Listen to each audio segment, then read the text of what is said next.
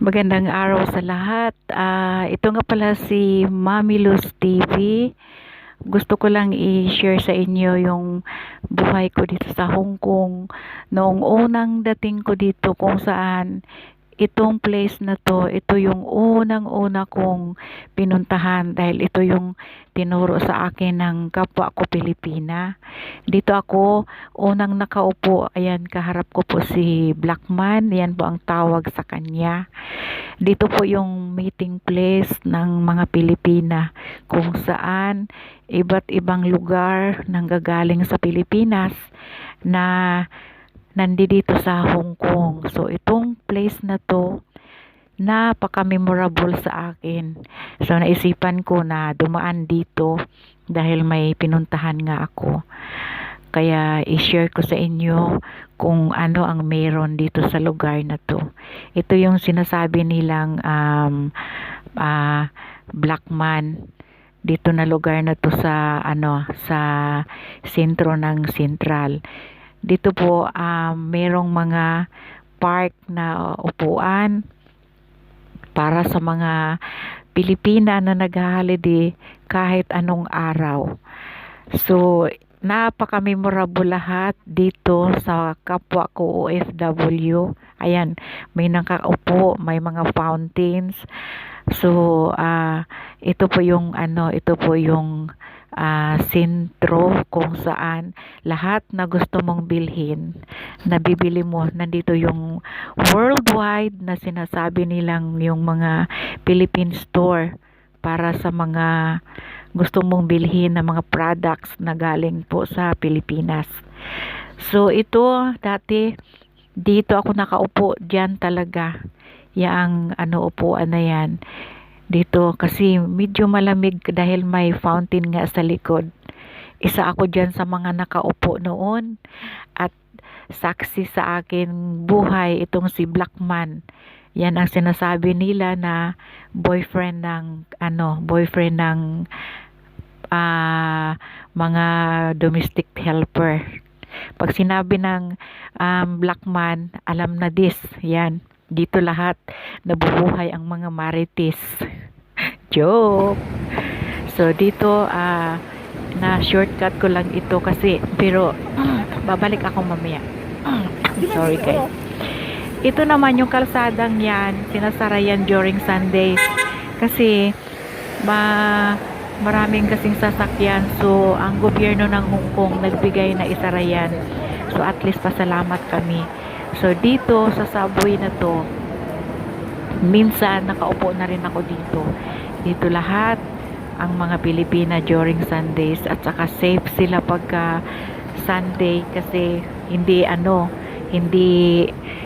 mababasa sa ulan. Kaya lahat yan, bawat tagiliran dyan na pupuno ng mga kapwa natin, mga kababayan.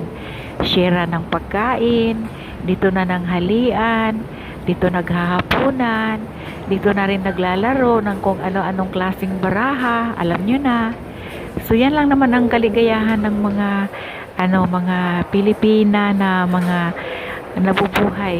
namumuhay dito bilang OFW. Kaya nakaupo ako diyan minsan pero kasi noong na-invite na ako sa simbahan, hindi na ako lagi nakapunta dito, dumadaan na lang dahil pinupuntahan ko yung kapatid ko na nasa boarding house. Dati kasi guys, tatlo kami dito. Tatlo kaming magkakapatid dito na nagtatrabaho bilang OFW. Bale yung bunso namin, naunang nag-for-good. So, nandoon na ngayon siya sa Davao. So, ayun, dalawa na lang kami ng kapatid ko. Kaya pag Sunday, pagkatapos ko ng simba, pinupuntahan ko siya sa boarding house niya dahil hindi naman kami magkapareho ng relihiyon. Iglesia siya, ako naman Katoliko. Pero okay lang yan. In a way, isa lang naman ang pinaniniwalaan natin, di ba po? So, ayan, palabas na ako. Diyan, maraming Pilipina din diyan nakaupo. Mga nagkakantahan, nag-iinuman. Diyan, punong-puno yan ng mga Pilipina. So, ayun, doon banda yung post office. Yan, marami ding Pilipina dyan nakaupo. Kaya, masayang masaya pagka Sunday. So, um, babalikan ko guys, ayan, bumalik ako dito sa, sa park kung saan, tahimik ngayon dahil wala masyadong tao. May pinuntahan lang kasi ako kaya napadaan ako dito. So yan, kahit sa ang sulok diyan may nakaupo na minsan diyan mo makikita may nag-iiyakan, may nagtatawanan, sharing ng mga problema. So hindi madali ang buhay ng isang OFW. Akala nila dahil nandito sa ibang bansa, akala nila dahil nandito kami sa ibang bansa masarap ang buhay. Hindi guys, hindi ganon kadali ang buhay ng isang OFW. Karamihan mga nakakaawa sa employer. Mabuti na lang at nagpasalamat na lang ako at hindi ko naranasan kung ano man ang naranasan ng iba nating mga OFW. Pasensya na guys at medyo sinisipon kasi ako ngayon kaya hindi ako umalis ng bahay. So naisipan kong gawin ito. Yun, marami akong na-encounter dito na mga kababayan natin na medyo masama ang karanasan nila sa mga employer nila. At thanks God na lang ako at ako kahit papaano maswerte pa rin ako sa na hindi ko naranasan yung mga naranasan nila. Kaya sa mga makapanood nito, sa mga makarinig nito, kung may plano man kayong pumunta ng abroad, kailangan talaga higpitan ng sinturon dahil hindi madali ang isang OFW na makipagsapalaran dito sa hindi lang dito sa Hong Kong, kahit sa ang bansa lalo na sa Saudi. Alam ko na medyo mahirap talaga doon. Dito sa Hong Kong okay lang dahil kumbaga Asian country lang naman ito. Kaya madali lang, hindi masyado mahirap. Kung gusto mong umuwi, madali mo lang, makabili ka lang ng ticket mo na na hindi ka mahihirapan at pwede ka rin mag-break ng kontrata mo kung hindi mo na talaga kaya. Kaya madali lang talaga. So noon kasi guys, kung gustuhin ko lang, nakarating na sana ako sa ibang bansa, lalo na sa Canada, kasi yung mga boss ko noon laging nag-relocation sila ng Canada. 3 sa mga boss ko ay nasa Canada na at talagang gustong gusto nila akong dadalhin, pero hindi ako, ayoko kasi ang iniisip ko kasi malayo na. So ito guys, bumalik na naman ako dito.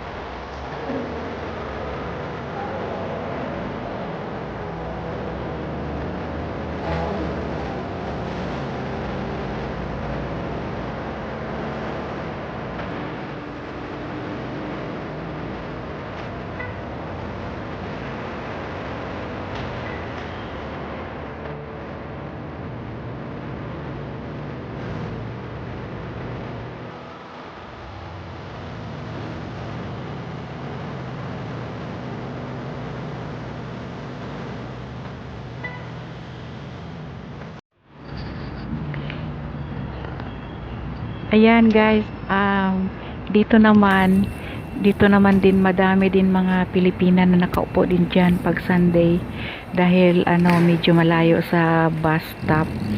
So ayan, puro yan sila dyan mga nakaupo. Yan, nagkakainan. Basta masaya dito pag araw ng Sunday kasi punong-puno yan ng tao. Bali, po yan, likuran ng post office dito. So, kasi ang ano kasi namin, ang shuttle bus kasi, dito lahat dumadaan yung mga shuttle bus kung saan uuwi sa mga destinasyon nila na lugar. So, dito ang shuttle bus namin pauwi ng Parkview. Ayun banda roon, merong amusement park. Madami doon na madami doon na laruan para pag Sunday punong-puno din ng mga tao 'yan. Kaya masaya, basta masaya dito. Ayan, may nakabalandra na motor, ewan ko kung kanino 'yan. Hindi naman kaya diyan, ayan, shuttle bus yan. Tsaka doon banda, meron pa din nagsaswab test. Libre po yan, yung may asul na So, ayun, ang ganda ng panahon. Pero hapon na, dito ako sa, papunta ako doon sa may sakaya namin. Gaantay ako ng shuttle bus, pauwi na sa bahay. So, ayan, naglalakihan pa rin ng mga buildings palibot ng Hong Kong.